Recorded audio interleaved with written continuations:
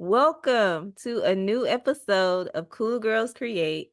It's your host, Taniesha Westbrook, and I am excited, y'all, because it's not often that I get to sit down with fellow dance creators.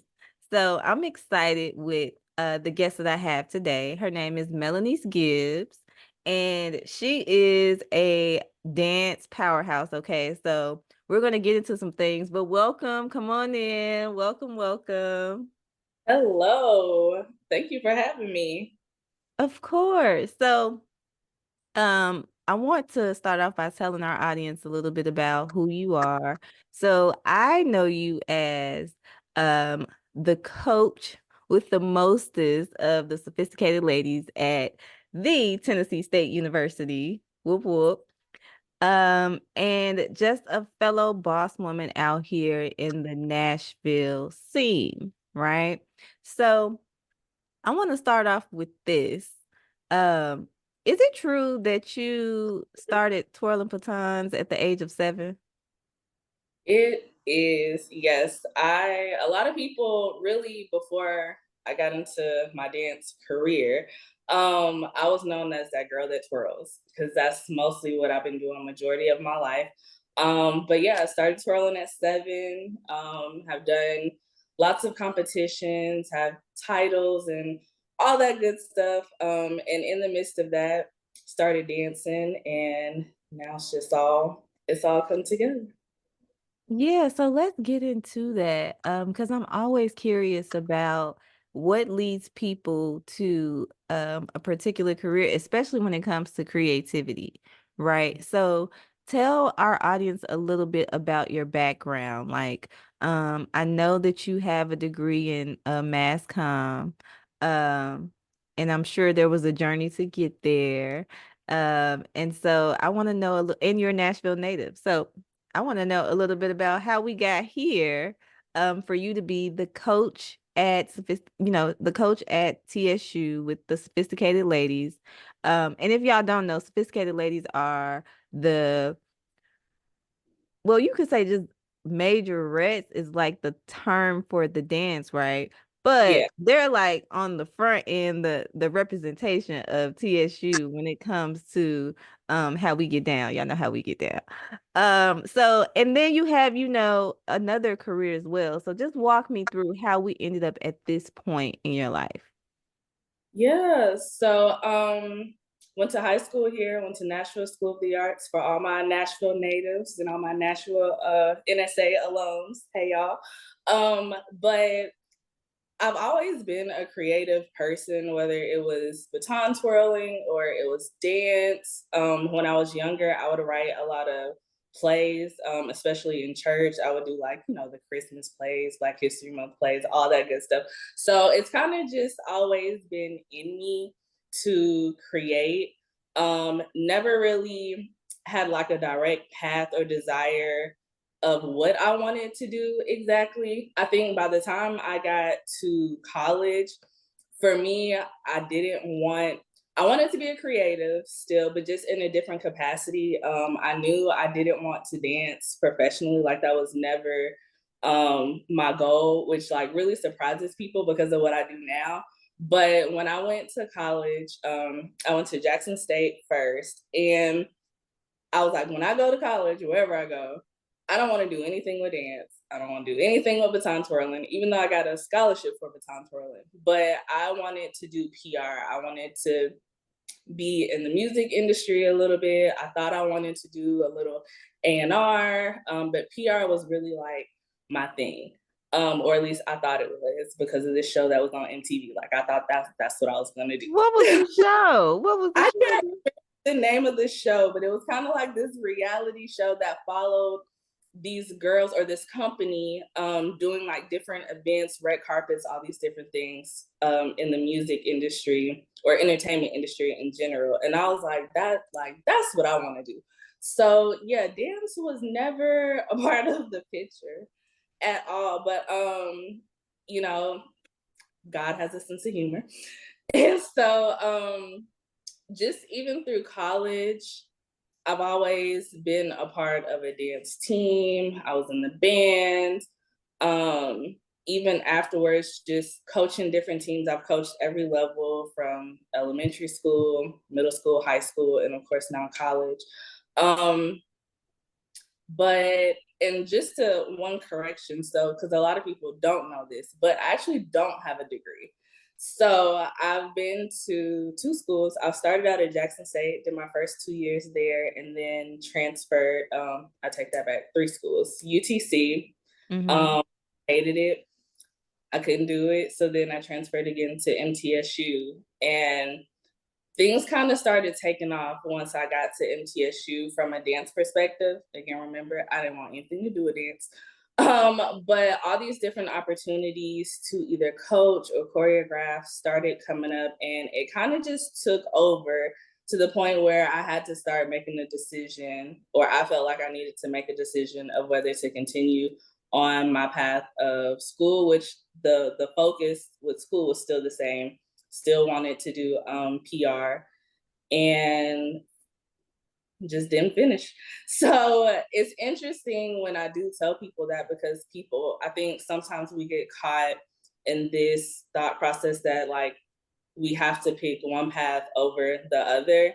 And sometimes when you just kind of walk in your purpose and just allow God to use you, He makes a way for you that sometimes a degree can't get you. And I'm not saying don't get your degree, but I think it's just Well, to tell that story, because everybody doesn't necessarily take that path, or in my case, finish that path.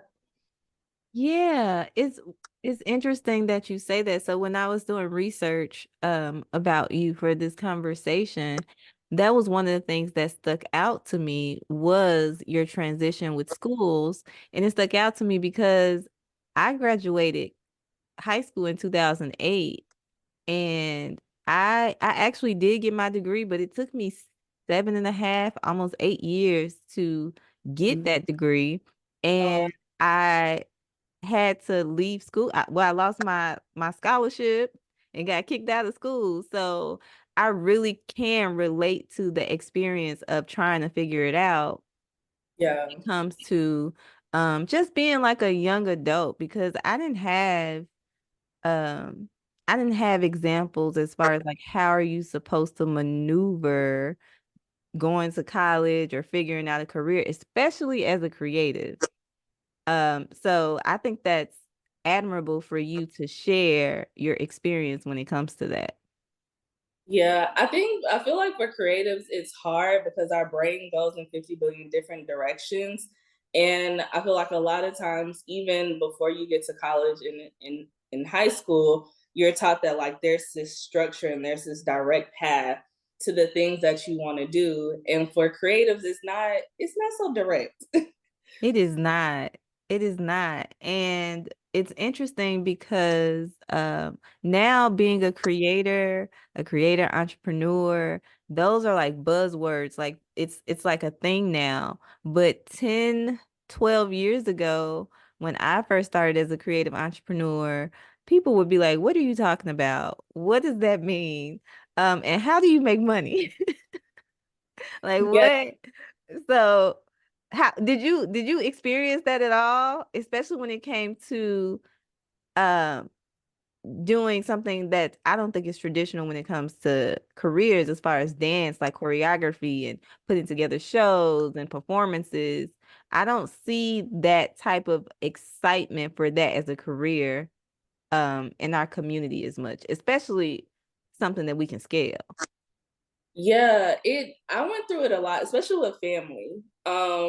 And I can just hear my grandmother now, love my grandmother to death. But it's a different mindset. Everybody's like, you gotta go to school, you gotta get a job, you need to, so you can have your 401k and retire and all this stuff. So it was very hard for a lot of people, a lot of family to comprehend that dance could be a career. Like, how do okay, you're making a little money right here, but like, where's the longevity? How is this gonna, set you up, for the rest of your life? Like, what is the plan? And honestly, there really wasn't a plan, but it was just like this. I knew this was the path, especially when it came to youth, because that's pretty much majority of what I've done in my past is working with kids or young adults. And so that just trying to get people to understand, like, yes, I can make a career out of this.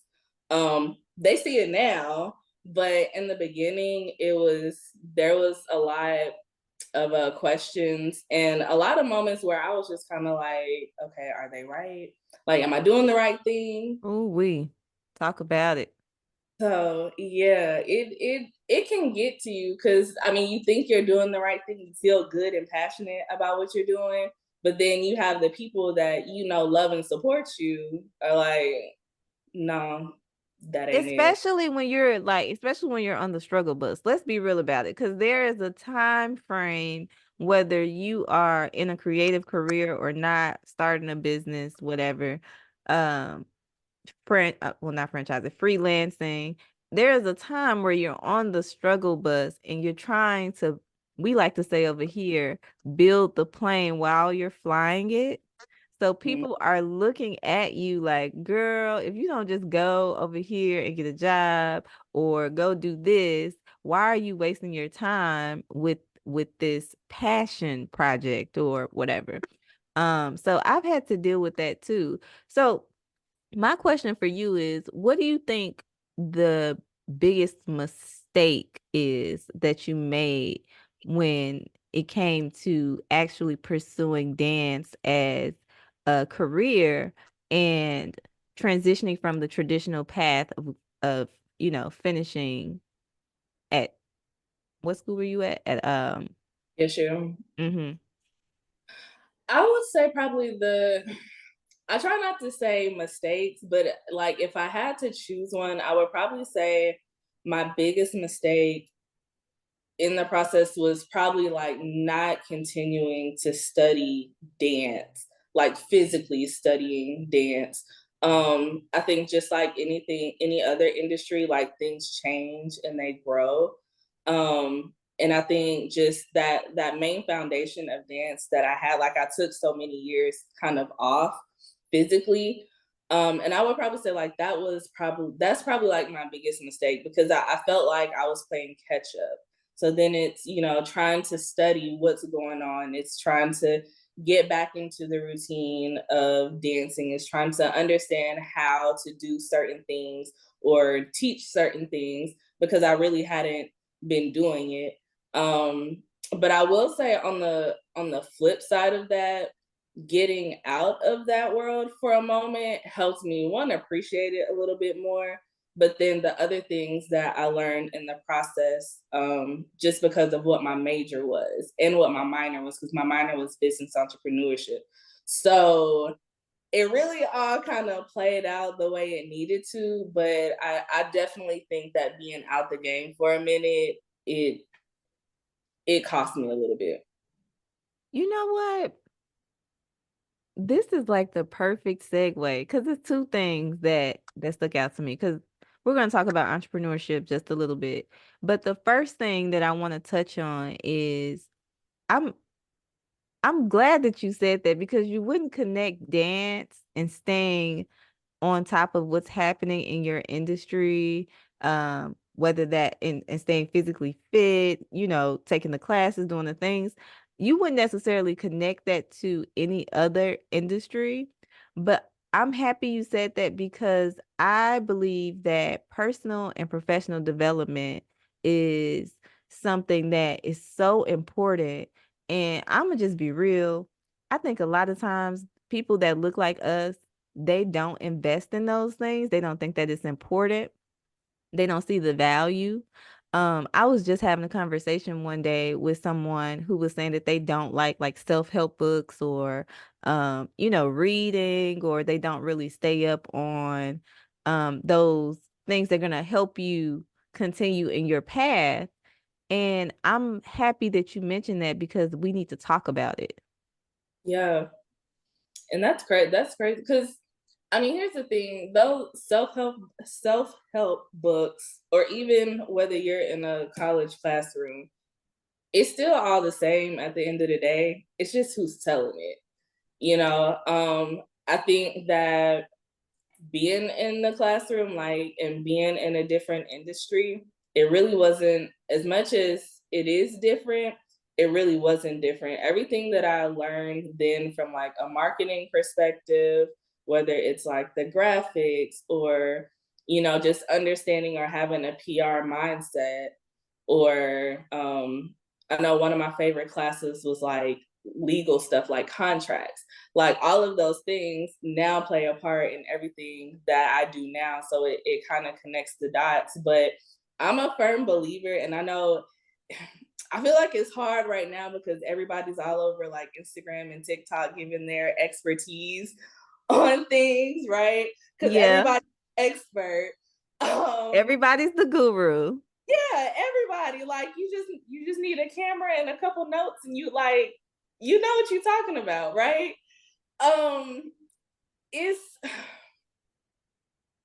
it's hard right now because of just where we are, socially. But to be honest, like it's things like that, like true experts that kind of help us either one like shift our mindset or figure out like how we can be better in the different things and areas of, of our life. So that's interesting that like they don't like self-help. Well, this I hear this quite often. And if you think about it from a Black community perspective, self-help books used to be a joke when I was coming up in the 90s. It would be like, oh, you reading the, but if I like, for instance, I'm like, I got a couple of books behind me. So like, books about business, books about marketing, books about being more productive. All of those things to me are personal and professional development,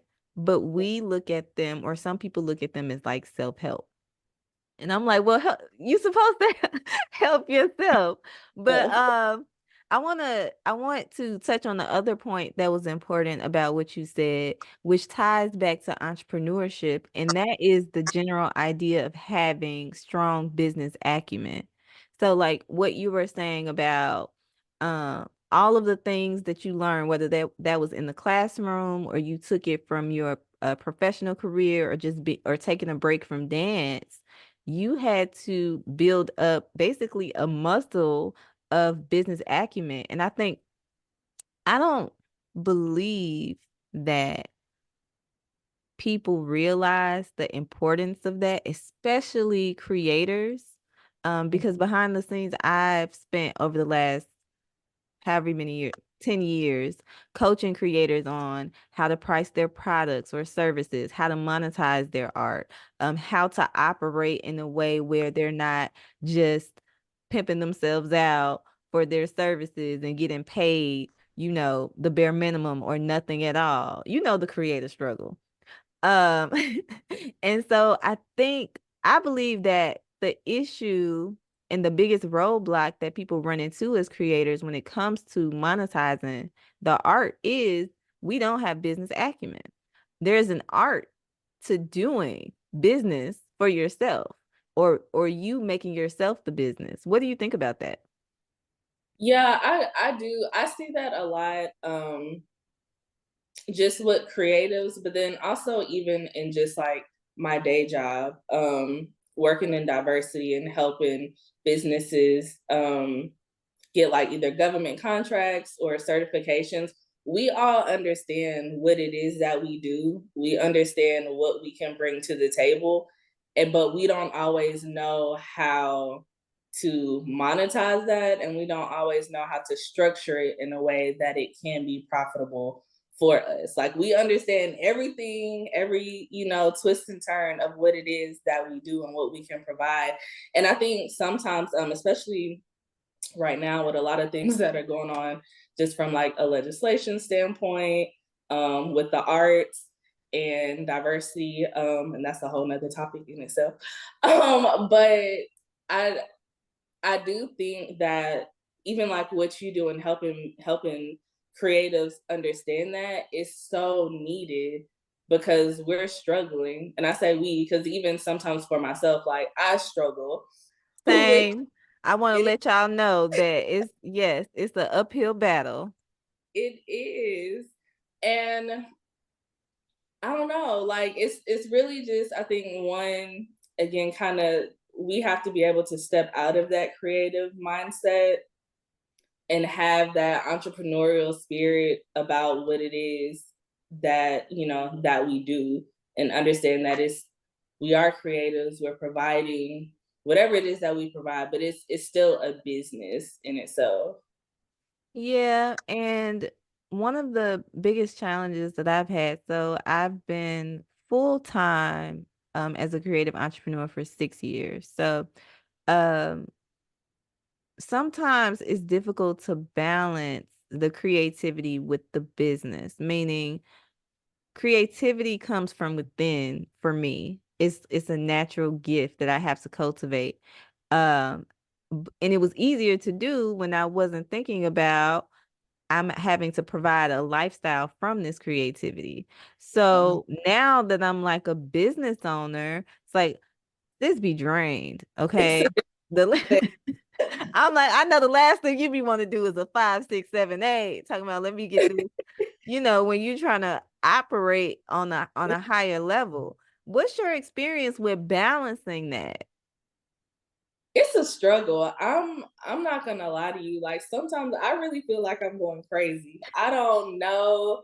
Like my brain is just it be in 50 different places Like at once. 50 tabs open at once? Yes. And I'll give you an example. Even just today, I'm gonna use yesterday for example. So I'm at work, I'm in the office, I am trying to get, work done, working on contracts and different things like that. But I am so like just random and sporadic. I will be working on contracts for like 10 minutes. But in the back of my mind, I'm thinking about, okay, tomorrow I know I have this meeting for a dance conference, and I have to meet with this person about this partnership for the sophisticated ladies. And then I'm looking like, okay, what did I just do on this contract? So I'm like, nope, let me focus back, get the contract done. But then before I can get it done, I'm getting a text message. It's probably from the band director. So now I'm like, okay, what's going on with that? And then it's just so many different things. And I really find myself a lot of times like talking to myself and be like, Melaneice, like you gotta stop, pause, focus on this one thing, get this done. Like it's a real hard balance between trying to create, trying to, focus on the entrepreneur aspect of it, and then, for me, still having a full-time job. And then you add personal life into that also. And that's a whole nother balancing act in itself that is just foolish. Ooh, I was about to say what personal life. But you know what? I really truly believe in building a life that I'm excited to wake up to. So this year, my goal is to really focus on making sure that I'm enjoying the moments. But I definitely understand what you mean about like having all the tabs open and then dealing with distractions, trying to figure out what to prioritize. Um, to be candid, for me, I think I'm finally getting into the groove of being more effective. Um, and it's because I just decided to embrace like using productivity apps, and learning more about, okay, tell me if you struggle with this. As a creator, I got a million ideas, right? And back Mhm. in the day, I had this mentor who said, you got too many plates in the air. You're juggling too many plates. And I was offended because I was like, I could do this. I could do all of this, right? But going back to what you said about like focusing on one thing, that requires discipline.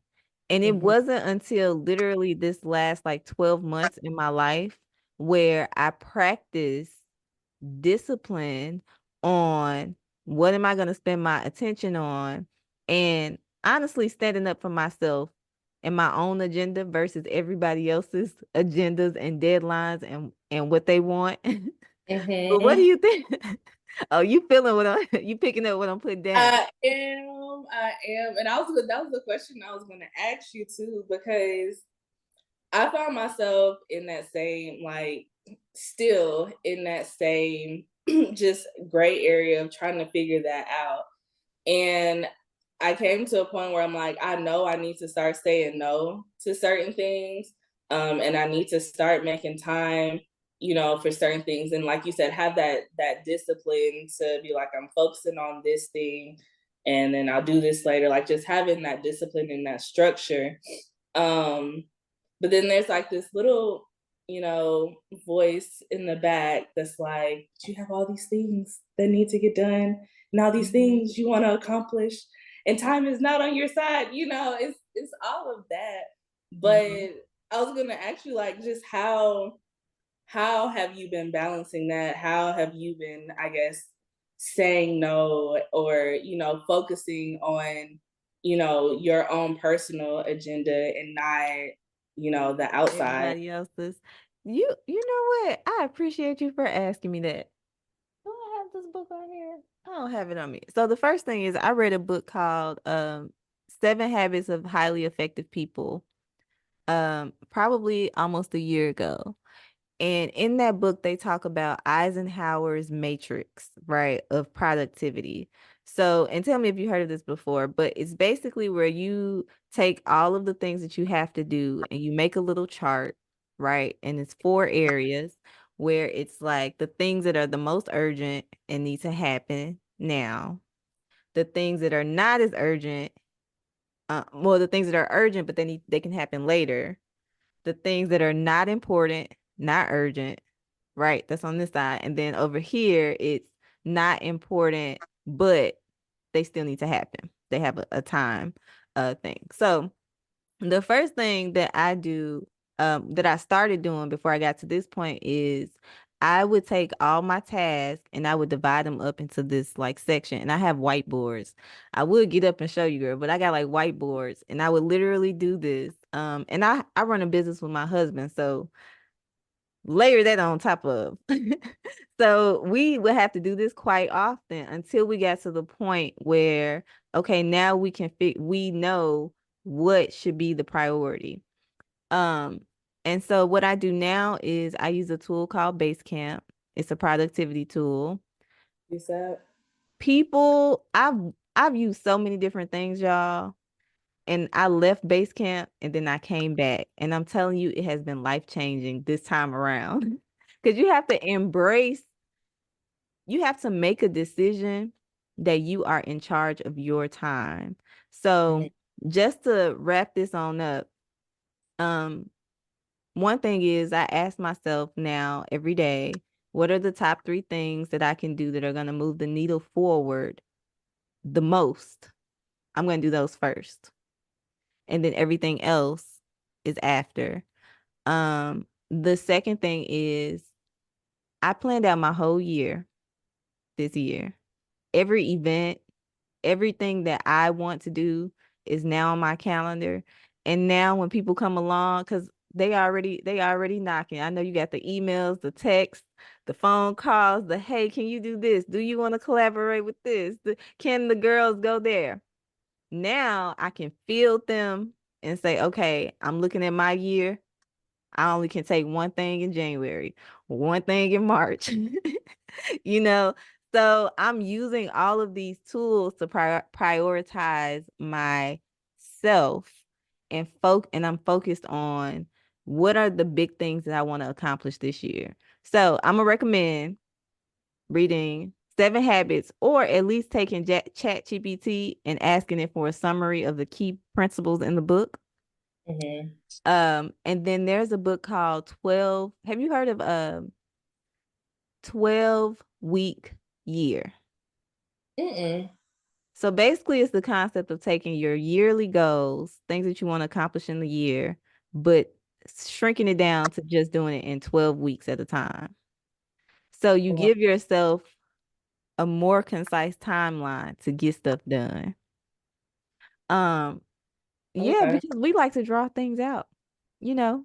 Do. Yeah, so but those are a couple of things. Me and you, we could talk offline and girl, I'm a technology girl and productivity process girl. So we could get it together.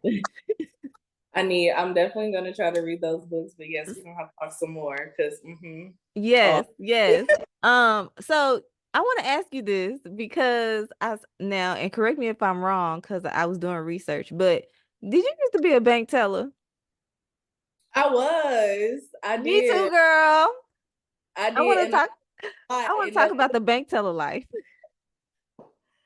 man, I learned a lot in that small amount. I think I was only a bank teller for like maybe 4, 5 months, maybe 6 months. That's But a good and I two won't say years. what bank, but I learned a lot, and I learned one. This is not for me. That's the first thing I learned. That was number one. Um, but secondly, it taught me to look at money completely different.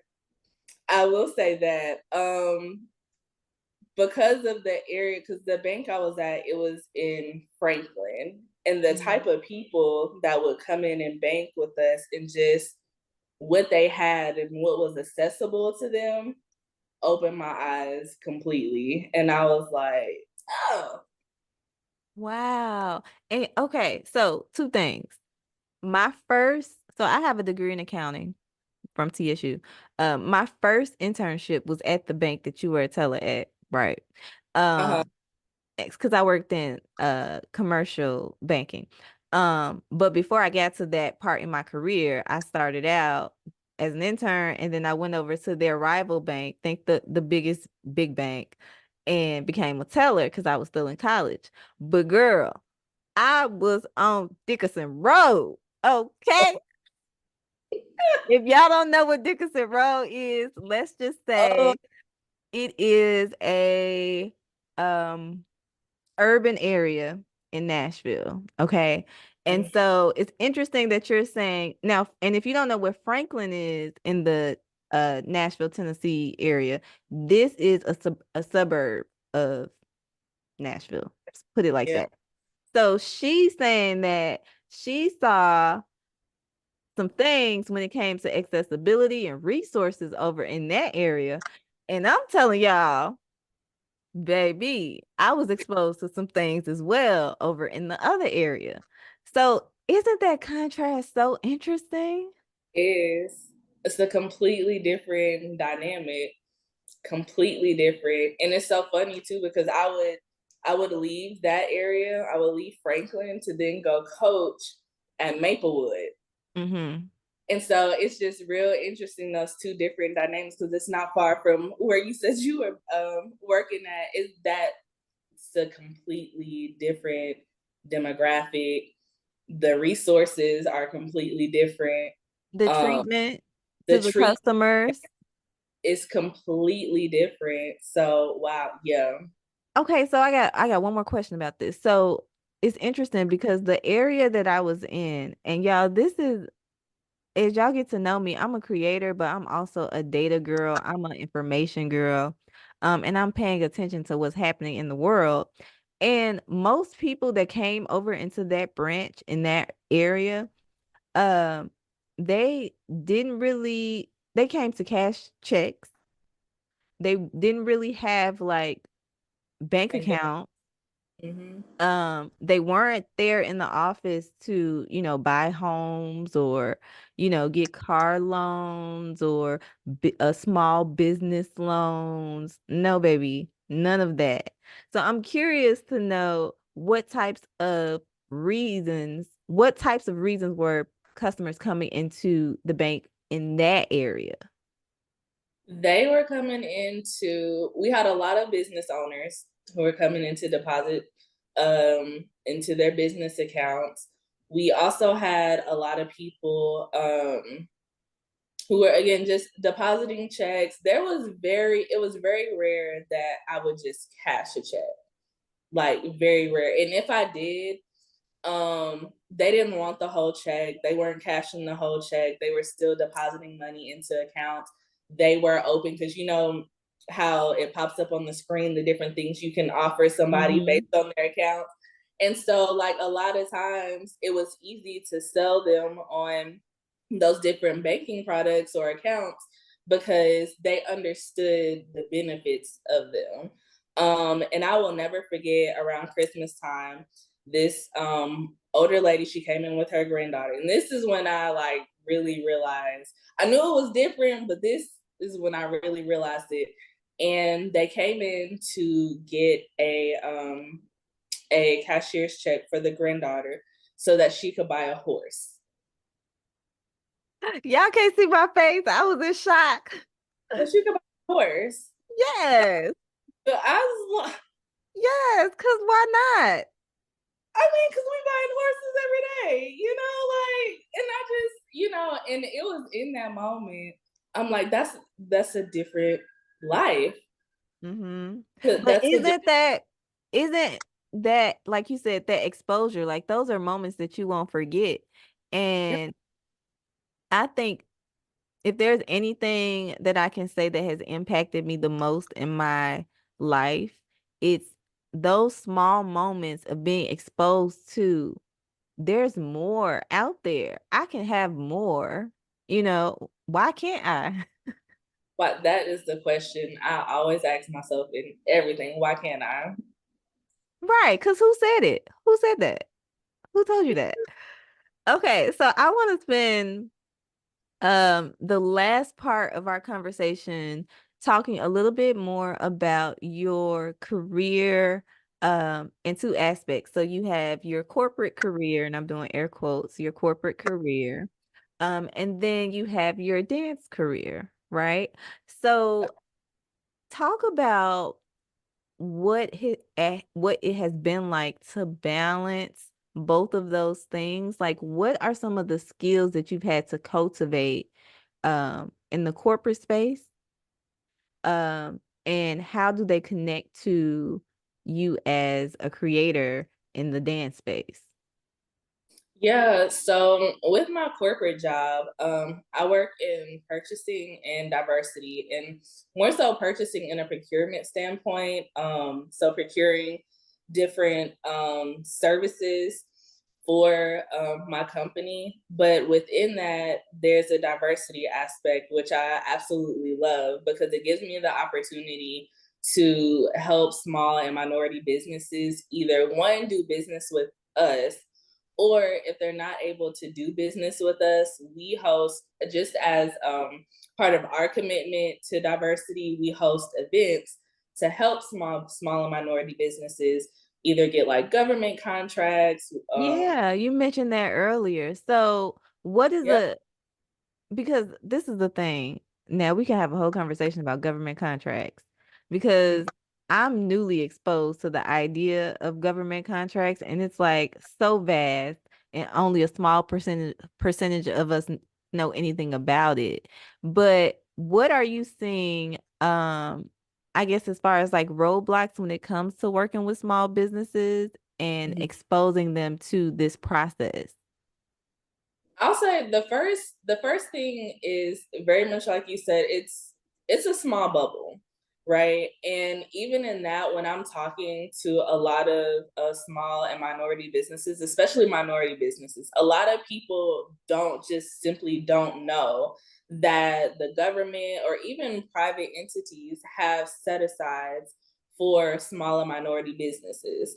Um, and I know it's it's kind of in a weird area right now just because of the Supreme Court's decision with affirmative action and everything. But these companies still have money that they're like, okay, we have these services that we need or these projects that we're working on, but we want to make sure we spend a certain amount of money with small and minority businesses. And so when they go into these projects, or they have these services, that money is reserved. They do a study, and we do the same thing. We'll look at, I don't know, I'm gonna make up a bit. We'll look at dog walking services. That's not really one, but we'll look at dog walking services and be like, okay, there are so many small and minority businesses within this industry that could potentially work with us. So we're gonna set aside, you know, $100,000. That's a low number. We're Hmm. gonna set aside $100,000 to make sure that we work with small and minority businesses who can service dog walking services. The thing with that though is once you tell people that, and very much like a creative, our thought process or their thought process is, oh, okay, that's the service you need. I can do that. And that's great that you can do it, but there's so much more that we look at when it comes to that. And I think the main thing that I see with a lot of smaller minority businesses is one, they don't always have all their dots lined up from a business structure perspective. So it's making sure you have all those things. But then also it's getting the certification. So even though you may be a minority business, and I can look at you and tell that you're a Black woman, but me being able to see that you're a Black woman is not gonna, that's not gonna, what's the word I'm looking for? That's not going to help me when I'm reporting. Like, I have to have documentation to show. And that's where the certifications come in. The roadblock with a lot of smaller minority businesses is that they don't want to put in the work to get the certification. And the work is not hard, it's just tedious. And it's literally Mm. all the things that you should already have as a business. You just have to provide the documentation, to the government. And the it's not user friendly, because it's all online. And so then if you have a problem, it's not easy to get in contact with somebody. And so a lot of times what they do is they throw their They hands up gave and up. I'm not going to worry about it. Well, now you're missing out on all this money that is available. But I think the other roadblock too is the ones who stick with it and they do get their certification. They're like, okay, I got my certification.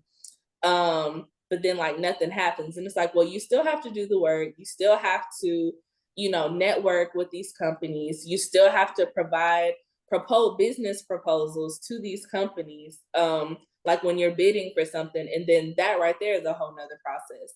So understanding, bid process procedures and what you should submit and what these companies are looking for. Those are just a few of the roadblocks, but that's why we have different events. We partner with like the airport, we partners with the Nashville Business Incubation Center and just different different Oh, organizations. I love NBIC. Angela Crane Jones, that's my mentor. Shout out to Angela Crane Yes. Jones. Yes, she is amazing. I love her. And then even on the federal level with Tennessee Apex, we partner with a bunch of different organizations, but we also partner with companies. Like right now, construction is a big thing in Nashville. Everybody wants a piece of the pie of the Titan Stadium, And from our perspective, we're like, there's all these other projects, and y'all are focused on one project. So a lot of times, small minority businesses get tunnel vision on the big shiny project, and we don't always look at all the other things that are just as profitable as well. Ooh, but This is a lot. We can talk about no, no, that for no. So you're gonna have to come back. I don't invite everybody back. I don't invite anybody back. But I feel like we need to have a part two just to talk about um small businesses and minority owned businesses in general. And I feel like this conversation was driven by creator talk. But when it comes to what you're discussing, that applies, I don't think, not only to government contracts, but in general, when it comes to people that look like us, Mhm. we are not exposed to the vast opportunities for business. So many ways to generate revenue and to make money and to grow and to scale. But I am adding this to my charge that I want to really focus on exposure, just letting people know what's out there. So let's close out this conversation with some advice from you. Okay. So I want you to think about the top three things that have helped you really catapult yourself in your career. Like what have been the things that have been the most impactful as far as decisions you've made or mindset shifts, skill sets? Um, what really has helped you make a mark?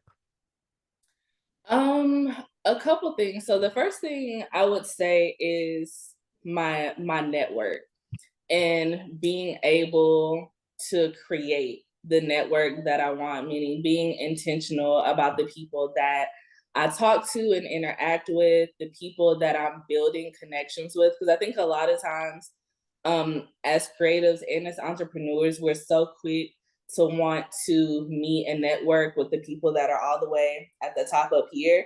And we don't want to network and talk with the people that are either one on the same level as us, or even sometimes I don't want to say below us, but like maybe Aspiring, they're aspiring, new, up and coming. they're just getting started. And like I am so, if you're about your business and I can see that and you're making the efforts. So there are, I've run into people too who they want to do something but they don't want to do the heavy lifting, and they just want to be associated with what's going on. And so it's having that discernment of being, of who to work with, and just continuing to build my network and maintaining those connections. Because that's a thing too, is we'll meet people, but we don't maintain or build the relationship or the connection. And then when we need something, then we want to reach out to them. But it's like you have to like you Woo! got to do that. You see, you speak in discernment because this is a common theme in a lot of my conversations is people talk about networking, they don't talk about relationships. And Yeah, what Angela likes to say is that relationships is currency. And so I think the issue is that most people go into meeting new people or networking with the what's in it for me attitude. most What am definitely. I right? What am I going to get out of this? It's all about me and my agenda. And what I found that has worked for me is being more of a servant leader. Mhm. So I'm going into rooms thinking, how can I be a resource here? Who can I connect? What person can I meet that I can brighten their day today or, help them out with something? And I think if people took more of that approach, Yeah. of serving, then we would get so much further as far as like working together and collaborations and not getting burned, you know, Oh yeah. by Mo- people who just want to show up with their makeup on and they dress and take the picture. yes. All of that. And it's so crazy because I tell people all the time, I used to question, and I'll finish answering your question, but I used to question why I met certain people like some years back, because they had absolutely nothing to do as far as like what they were doing. They didn't really have anything, like what they were doing and what I was doing did not connect. But I continued to maintain those relationships and build, that connection with them. Well, fast forward now I understand why, because I needed some alumni that I didn't know I was going to need because I didn't go to TSU, and so these are prominent people who have influence. I didn't know that I was going to, create this amazing relationship. I call her my big sister. Her name is Harriet Wallace. I didn't know that I was going to have this great, journalist, PR, like she's literally everything person that I can, bounce my ideas off of when I'm trying to figure out how to best market something for the sophisticated ladies or for myself. So all these different people that I met years ago are now very heavily just connected to what I'm doing now. But back to your question though. So networking is one. Hmm. And then the other is believing in myself and believing in myself enough to take the risk.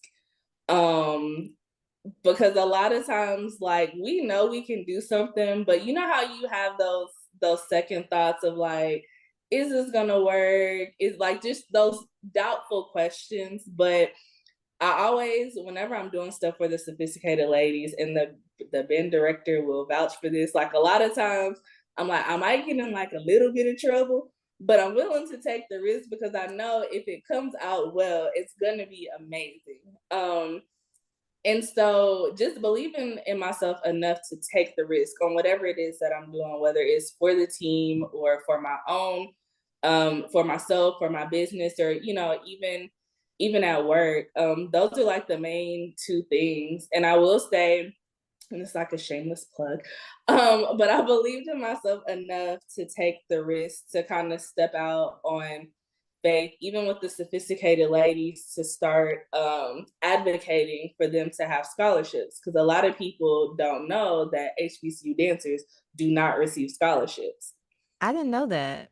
Yeah, so they're a part of the band. Most HBCU dance lines are a part of the band. There are a couple that they're kind of their separate thing, but they're still with the band. But even in those, like most do not receive scholarships. And so you have these girls who are dedicating their time, their image, their likeness, their talent to be ambassadors for the university. Essentially, is what they're doing, and they're at practice every day.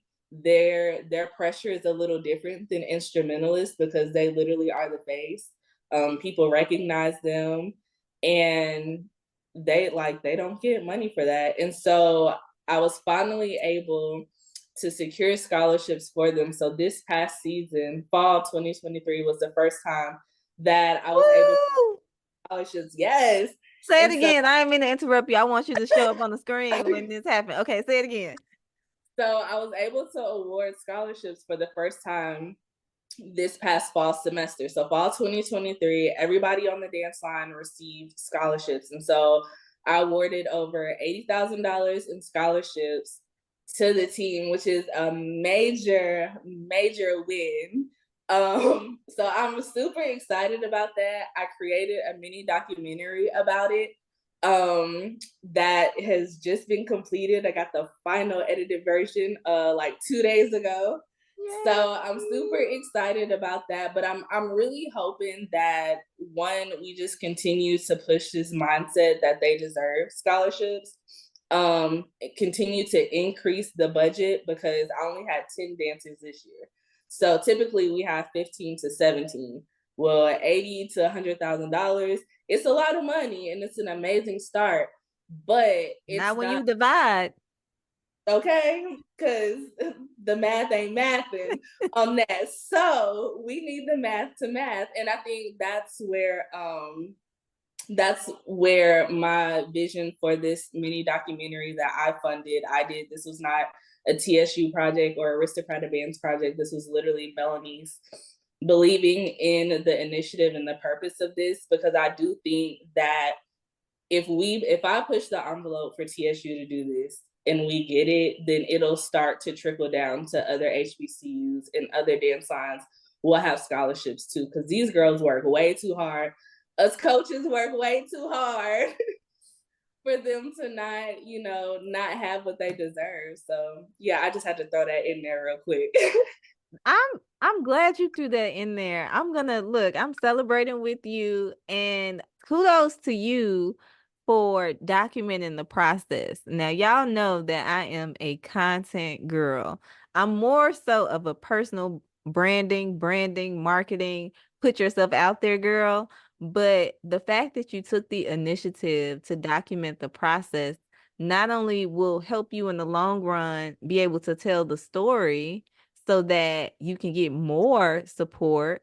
Hopefully it'll encourage other people, right, to take on some passion projects and look out into the world outside of themselves Yes. and actually become servant leaders. So, congratulations and kudos to you for doing that. Thank you. Okay, so we're gonna close this thing on out with the final word. I'm glad you did share a little bit about your experience with sophisticated ladies. I would like for you to close us out and just share um what is the biggest lesson that you've learned as a coach when it comes to your role with sophisticated ladies. Ooh, oh, there's so much. I would say the biggest thing that I have learned as a coach, especially with the sophisticated ladies, is that everyone is not the same and everybody needs to be taught and loved and pushed in different ways. Um, and I think part of that is being able to see who they are just individually. We have our goals as coaches that we want our team to do and excel. But that can't happen if we're not using everybody's personal strengths. And so I think that's been one of the hardest things for me to learn and do, because just like a creative, like we know what we want, we know what the end goal is, we know what we want to see, but it's helping them get to that. They're at the end of the day, they're trusting me, to push the vision, or I'm trusting them, but they're trusting me to push this vision forward, and I can't do that without them. And so I think the biggest hurdle and the biggest lesson has been just understanding people and understanding and accepting them for who they are. Um, and not, people say this all the time, like meet people where they're at. And I'm not gonna do that. Like I don't want to meet you where you're at because I don't want you to stay there. I'm gonna meet you where I, as a coach and as a leader, I feel like you have the ability to achieve, which is slightly above where you're at. And then if we can excel beyond that, amazing. So that has been the hardest thing, is trying to figure out and how to accept and understand that they're all different, and you have to push them and gravitate towards a goal in a different way with each one. You know, that's a bar. That's a sermon. It kind of sounds like parenting. I don't have any kids. Well, I have a dog, but I don't have any kids. But it It sounds like what parents say. it is, Um, and I don't have no kids. They are my kids. So it's yes. yes. So the only thing that I am going to add to that is that I agree with you, Melaneice. I think if more of us focused on cultivating our own personal strengths and celebrating other people's personal strengths, we would get a lot further. And I'm gonna close out by saying this is the time for you, if you're listening to this, to take the risk. Okay. Don't let your fear of letting other people see you fail forward stop you from taking the risk to live the life that you deserve to live.